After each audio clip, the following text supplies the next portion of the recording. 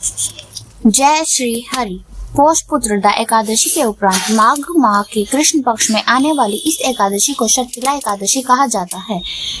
तिल स्नान, तिल का उपटन, तिल का हवन, तिल का तर्पण, तिल का भोजन और तिलों का दान, तिल के ये 6 प्रयोग इस व्रत में अवश्य करें। इनके प्रयोग के कारण यह षटतिला एकादशी कहलाती है। इस व्रत के करने से अनेक प्रकार के पाप नष्ट हो जाते हैं। षटतिला एकादशी का महत्व। एक समय दालभय ऋषि ने पुलस्त्य ऋषि से पूछा कि हे महाराज, पृथ्वी लोक में मनुष्य ब्रह्म हत्या आदि महान पाप करते हैं, पराये धन की चोरी तथा दूसरे की उन्नति देखकर ईर्ष्या करते हैं, साथ ही अनेक प्रकार के व्यसनों में फंसे रहते हैं, फिर भी उनको नरक प्राप्त नहीं होता। इसका क्या कारण है? वे न जाने कौन सा दान पुण्य करते हैं जिससे उनके पाप नष्ट हो जाते हैं।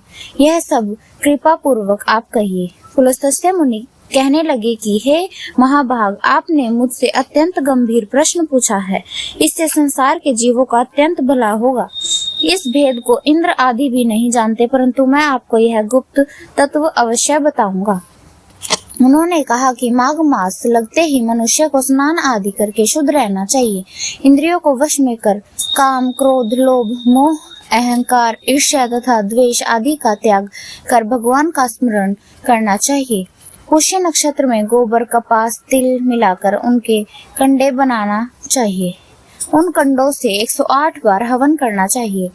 उस दिन मूल नक्षत्र हो और एकादशी तिथि हो तो अच्छे पुण्य देने वाले नियमों का ग्रहण करें। स्नान आदि नित्य क्रिया से निवृत्त होकर सब देवताओं के देव श्री भगवान का पूजन करें और एकादशी व्रत धारण करें। रात्रि को जागरण करना चाहिए। उसके दूसरे दिन धूप, दीप, नैवेद्य आदि से भगवान का पूजन करके खिचड़ी का भोग लगाएं। तत्पश्चात पेठा, नारियल, सीताफल या सुपारी का अर्घ देकर स्तुति करनी चाहिए। हे भगवान, आप दीनों को शरण देने वाले हैं, इस संसार सागर में फंसे हुओं का उद्धार करने वाले हैं। हे पुंडरीकाक्ष, हे विश्व भावन, हे ब्रह्मण, हे पूर्वज, हे जगतपते, आप लक्ष्मी जी सहित इस तुच्छ अर्घ को ग्रहण करें। इसके पश्चात जल से भरा कुंड ब्राह्मण को दान करें तथा ब्राह्मण को श्याम गो और तिल पात्र देना भी उत्तम है। तिल स्नान और भोजन दोनों ही श्रेष्ठ हैं। इस प्रकार जो मनुष्य जितने तिलों का दान करता है उतने ही 1000 वर्ष स्वर्ग में वास करता है। इतना कहकर पुलस्त्य ऋषि कहने लगे कि अब मैं तुमसे इस एकादशी की कथा कहता हूँ। षटतिला एकादशी व्रत कथा। एक समय नारद जी ने भगवान श्री विष्णु से यही प्रश्न किया था और भगवान ने जो षटतिला एकादशी का महात्म्य नारद जी से कहा सो मैं तुमसे कहता हूँ। भगवान ने नारद जी से कहा कि हे नारद, मैं तुमसे सत्य घटना कहता हूँ, ध्यान पूर्वक सुनो। प्राचीन काल में मृत्यु लोक में एक ब्राह्मणी रहती थी। वह सदैव व्रत किया करती थी। एक समय वह 1 मास तक व्रत करती रही। इससे उसका शरीर अत्यंत दुर्बल हो गया। यद्यपि वह अत्यंत बुद्धिमान थी, तथापि उसने कभी देवताओं या ब्राह्मणों के निमित्त अन्न या धन का दान नहीं किया था। इससे मैंने सोचा कि ब्राह्मणी ने व्रत आदि से अपना शरीर शुद्ध कर लिया है, अब इसे विष्णु लोक तो मिल ही जाएगा, परंतु इसने अब कभी अन्न का दान नहीं किया। इससे इसकी तृप्ति होना कठिन है। भगवान ने आगे कहा, ऐसा सोचकर मैं भिखारी के वेश में मृत्युलोक में उस ब्राह्मणी के पास गया और उससे भिक्षा मांगी।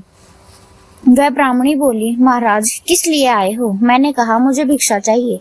इस पर उसने एक मिट्टी का ठेला मेरे भिक्षा पात्र में डाल दिया। मैं उसे लेकर स्वर्ग में लौट आया। कुछ समय बाद ब्राह्मणी भी शरीर त्याग कर स्वर्ग में आ गई। उस ब्राह्मणी को मिट्टी का दान करने से स्वर्ग में सुंदर महल मिला, परंतु उसने अपने घर को अन्न आदि सब सामग्रियों से शून्य पाया।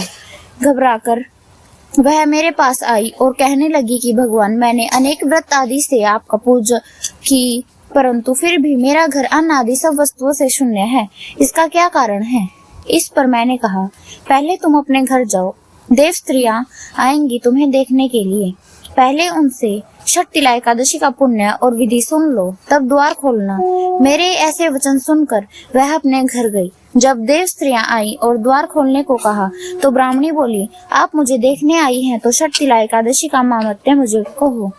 उनमें से एक देव स्त्री कहने लगी कि मैं कहती हूँ। जब ब्राह्मणी ने षटतिला एकादशी का महात्म्य सुना तब द्वार खोल दिया।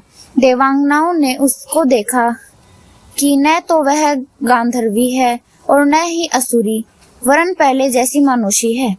वह ब्राह्मणी देखकर उस ब्राह्मणी ने उनके कथानुसार शर्तिला एकादशी व्रत किया। इसके प्रभाव से वह सुंदर और रूपवती हो गई तथा उसका घर अन्न आदि समस्त सामग्रियों से युक्त हो गया। अतः मनुष्य को मूर्खता त्याग कर शर्तिला एकादशी का व्रत और लोभ न करके तिल आदि का दान करना चाहिए। इससे दुर्भाग्य, दरिद्रता तथा अनेक प्रकार के कष्ट दूर होकर मोक्ष की प्राप्ति होती है। इस प्रकार शर्तिला एकादशी व्रत कथा समाप्त हुई। जय श्री हरि।